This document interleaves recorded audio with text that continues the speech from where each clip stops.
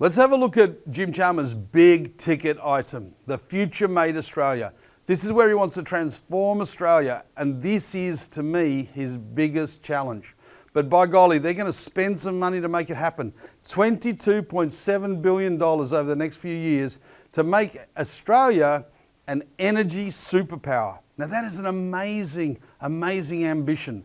But they want to make sure it comes good with government backing you up, with the technology we have. And let's not doubt Australia's capability and resourcefulness. We invented Wi-Fi. We've done so many great things.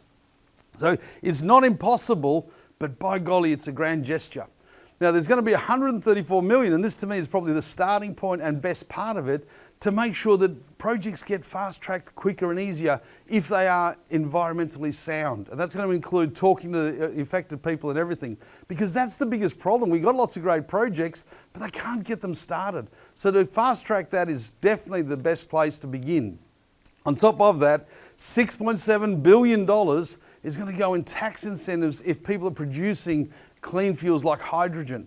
Now again, there's speculation here, there's a lot of talk, a lot of the people go, oh, why are you giving that? Because that's going to go to billionaires like Twiggy Forrest with Fortescue. But the truth is, it's not really money, because this is only if they start producing. This is to stop them speculating, to stop them procrastinating and say, hey, get it going. We want it done here, make it happen, and here's the incentive, because if you produce, we'll give you the incentive. If they weren't going to produce, we wouldn't have the money anyway. So it's, to me, not a big cost to the economy to give these incentives, as long as they are strategic, as long as they are managed, and as long as we're seeing real results out of it. In the same way, they're giving a $7 billion production incentive in the same manner for critical minerals processing. And this has been Australia's Achilles heel for many, many years. We have everything here, but we send it all overseas to be processed into tertiary grade. And we bring it back fully done at a massive additional cost. So if we can start processing here, that would be wonderful. But to me, I find this difficult to do. Everyone's tried it over many years, but the labour cost is very, very difficult. The environmental regulation, very, very difficult. So how the government can manage this in an environment where they want people to get more and more wages, less and less productivity, it's going to be very, very challenging, and it's going to take massive technological solutions. So hopefully we find a way to get that through. One of those things might be a little secret here with that quantum machine they're going to build in Queensland. And maybe they can slip an AI program into that, and it's going to come up with the ideas to make that technology work and get those industries going. Who knows? That could be the next big thing.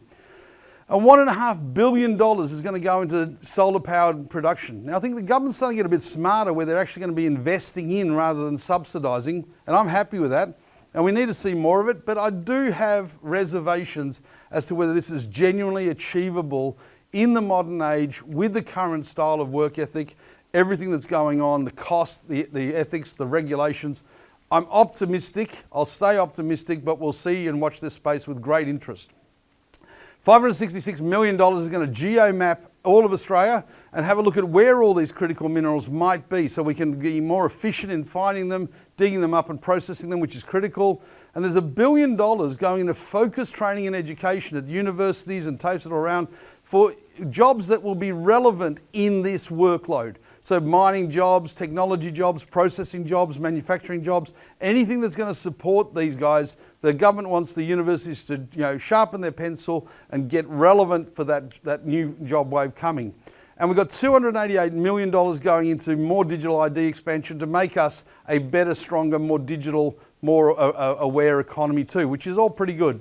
So I think this is all grand idea. I think it's certainly grand expenditure. Fortunately, 14 of it will not be payable unless things happen, but it's going to be an interesting place to watch over the next 5-10 years.